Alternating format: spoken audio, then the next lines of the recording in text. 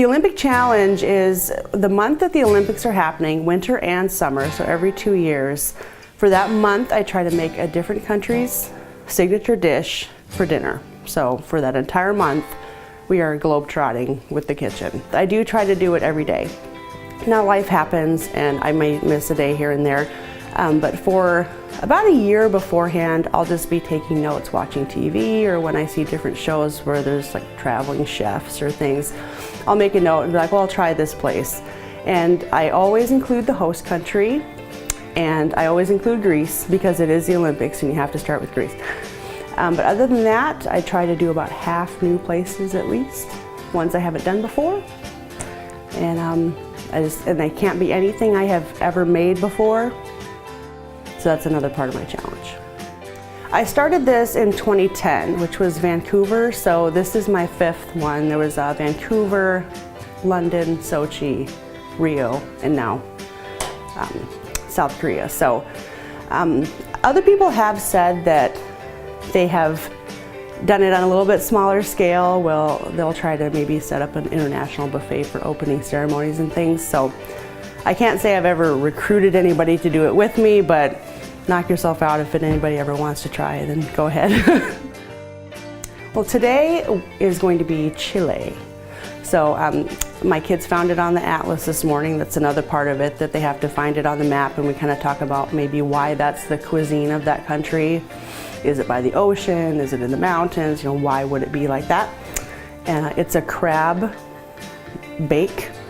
It's just called pastel de jaiba, which means crab cake. It's not really a crab cake, but it's just like a baked crab casserole from Chile. So I guess first we're gonna start, it just is to soak 5 slices of bread in milk and take the crust off. And this is white bread that I don't normally use, but we're gonna do what it says for the most part here.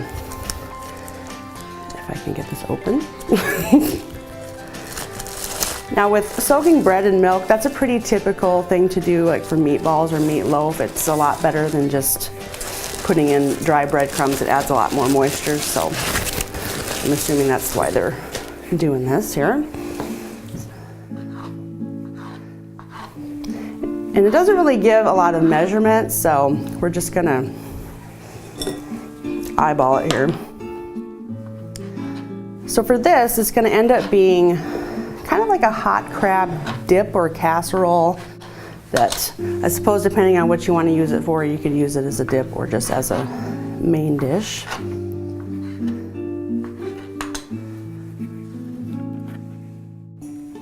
I'm just using 1%, it didn't really specify, so.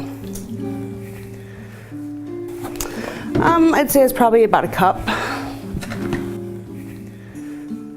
And that won't take long, it's really mushy white bread here. So this just calls for 2 tablespoons of onion and 2 cloves of garlic, which doesn't sound like a lot, but the aromatics that get in there are really gonna add a lot of flavor, even if it is just a little bit. And I like to grate the onion. It's a lot easier than trying to get it really super minced up, and it's for a crab dish, so you don't want it to be super overpowering. You want the crab to kind of be the star.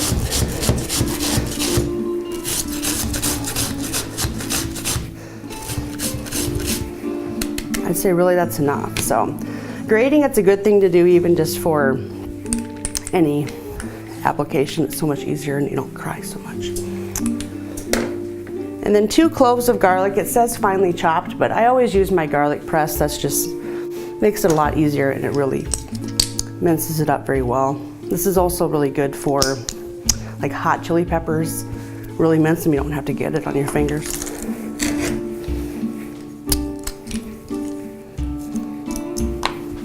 All right, just gonna get our pan warming up. And put it on really pretty high, about 8, 9.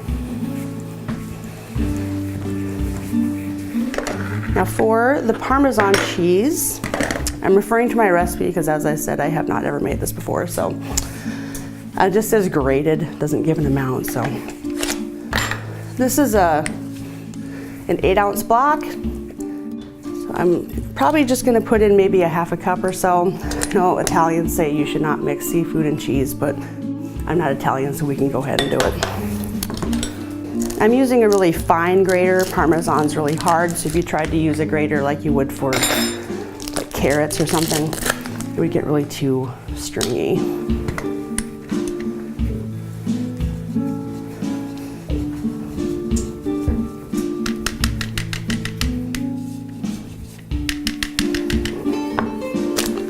So I get all of my dried spices at the ethnic markets around Sioux Falls. There really are quite a few of them.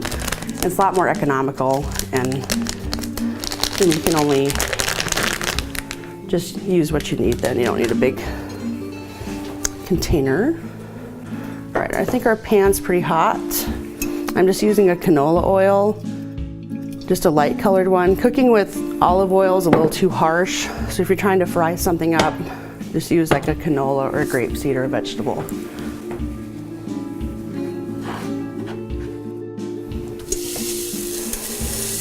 That's what we want to hear.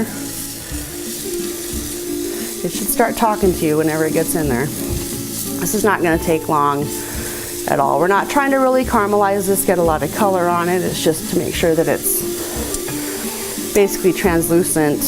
Okay, so we're going to add the paprika. Doesn't say how much, so that looks good. And some oregano.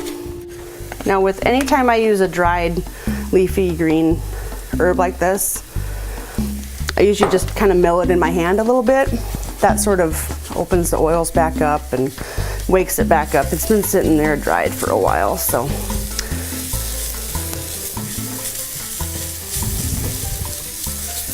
And just some pepper.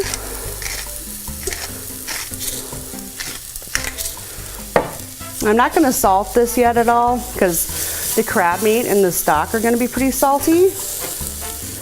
So we'll just kind of taste it before we put it in, because you can't take it back out once it's in. So we're adding the crab meat in the broth. So this is about a pound of crab meat. Now I did get a mixture of lump white meat and leg meat and claw meat, so there's a little texture variation between kind of the white and dark meat of the crab. So that's been all picked. We just need to add this in.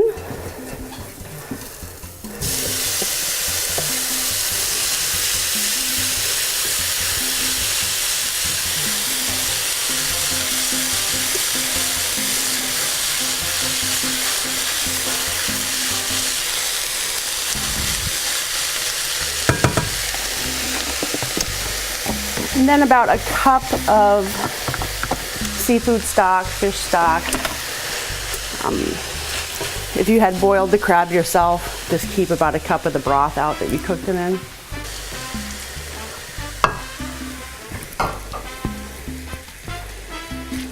And since this is cooked, it basically just has to get hot. So just make sure that it's warmed through. So we need to strain the milk off of this bread. We're just going to mill that bread into the mixture here. So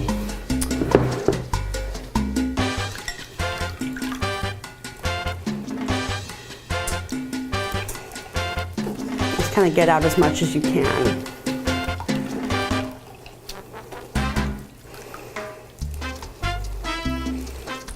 Yeah, it looks good. It's not. Doesn't have to be super precise, but that looks good.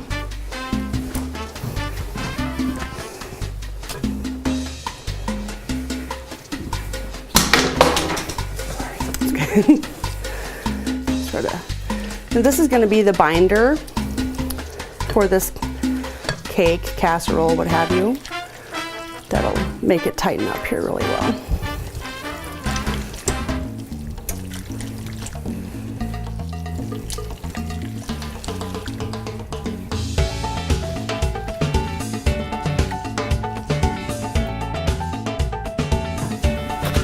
This one I do have a measurement. It's a half a cup of heavy cream, and then just some of this cheese. Now some is going in, and then some's gonna go on top until it gets really melty and brown.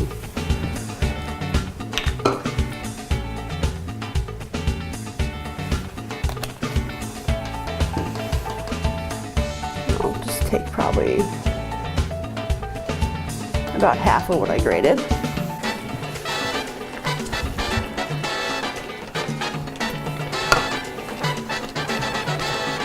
This is going to be pretty rich looking, it seems, so this is probably a sometimes meal, not a everyday meal, but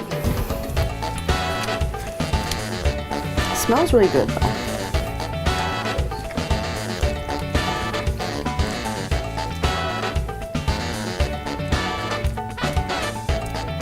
Now let's see, and then it needs 2 tablespoons of butter. I've had this out here softening just so it doesn't really tighten up once it gets in there. I use unsalted butter here again. I mean, you don't want to oversalt things. You can add it in later if it needs it, but you can't take it back out. Just kind of let that melt. And I heard my oven ding. Little vessel sprayed. Now, in the directions it said that this is supposed to be kind of an individual dish thing, so if you have these cute little things, this is the time to use them.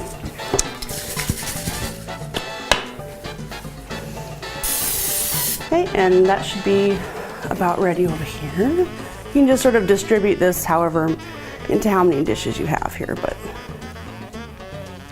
this looks pretty rich, so it's probably not gonna take too much there. Then we're gonna top it with the rest of the Parmesan cheese, and then we're just baking it until it gets melty, goldy, goody.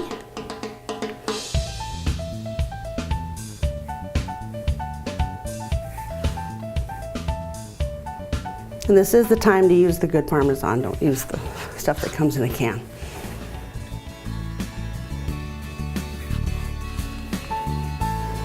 All right, well, that wasn't too bad. So we'll pop it in the oven and see how it goes.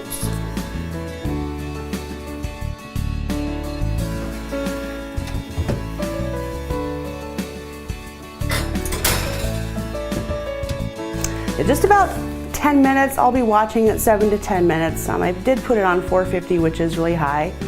Everything in it is cooked, so it just kind of has to get nice and hot, and then make sure that cheese gets browned.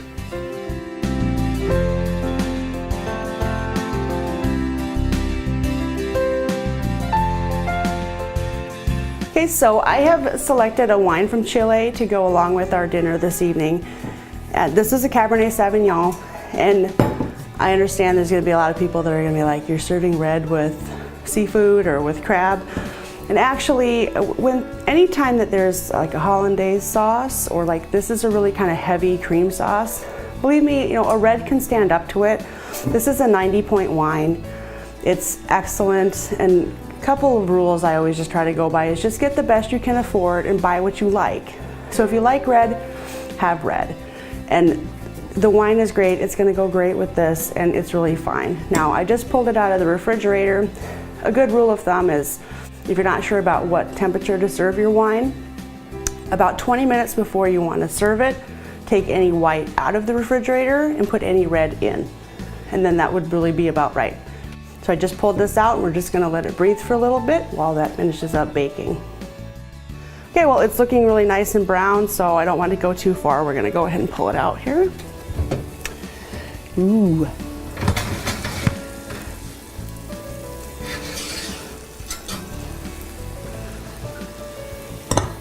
Smells like Maryland, which I'm sure smells like Chile. It smells really good. It's a good time to pour the wine, just let it hang out.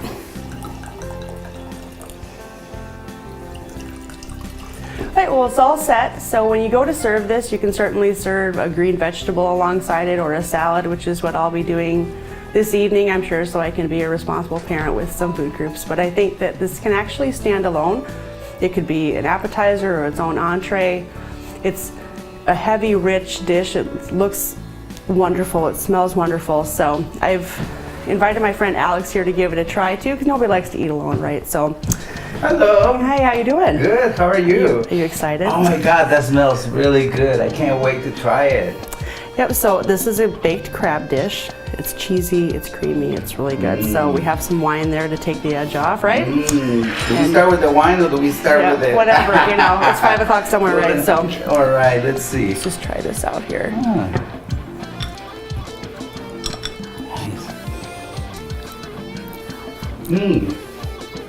Wow, this is so creamy. That's really good. And with crab, you know, you kind of can't go wrong. That's really good. And it was Wow. really easy. You know, I mean, it was just a few ingredients and a few steps. I didn't even need a knife. And you know what's really funny? Usually when I go to try someone's food, I just, especially for filming, I take one little bite and that's it. But this is the first time I almost want to continue eating. So if you don't mind me, I'm going to have one more Yeah, spoon. go ahead. I'm going to try this wine with this here. Now, this is it's a wine from Chile also. Cheers. Yeah, cheers. Salud.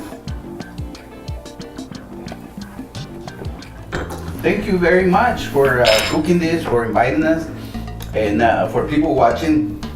I think we're gonna put the recipe on there, even though you did say that some measurements aren't necessarily. Yeah, it's open to interpretation, but there are no mistakes, right? You know, Yeah, and no. 2 mistakes make a casserole. And obviously, this tastes great. So thank you so much. Yeah, well, thanks for coming.